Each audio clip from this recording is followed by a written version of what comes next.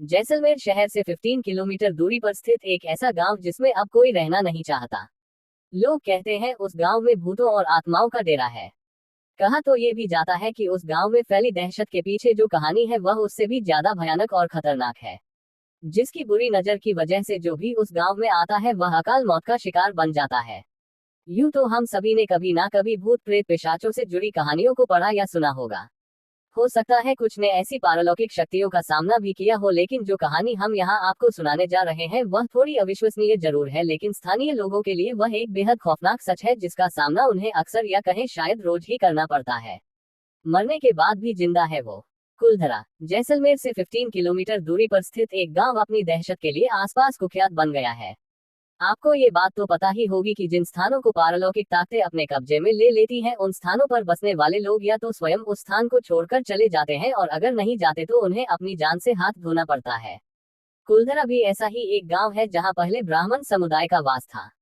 ऐसा माना जाता है कि सन 1825 में इस गांव में रहने वाले पालीवाल ब्राह्मण और आसपास के 84 गांवों के लोग रातों रात अपना घर छोड़कर चले गए थे। सन 1300 से इस गांव में पालीवाल ब्राह्मण की पीढ़ियां रहा करती थी और रक्षाबंधन के एक दिन सभी इस गांव को छोड़कर चले गए। ऐसा माना जाता है इस दिन कुछ ऐसा दर्दनाक घटा था जिसके बाद आज तक भी बहुत से पालीवाल ब्राह्मण रक्षाबंधन का त्योहार नहीं मनाते। मौत से छीनकर अपनी जिंदगी दोबारा वापस लाई बड़े पैमाने पर हुए इस पलायन के पीछे की कहानी कुछ ये कहती है। जैसलमेर के दीवान सलीम सिंह को कुलधरा समेत 84 गांवों के मुखिया की खूबसूरत बेटी से प्यार हो गया था। सलीम सिंह ने गांव के लोगों को ये धमकी दी थी कि अगर उसका विवाह उस लड़की के साथ ना हुआ तो वह करों में और ज्यादा वृद्धि कर देगा।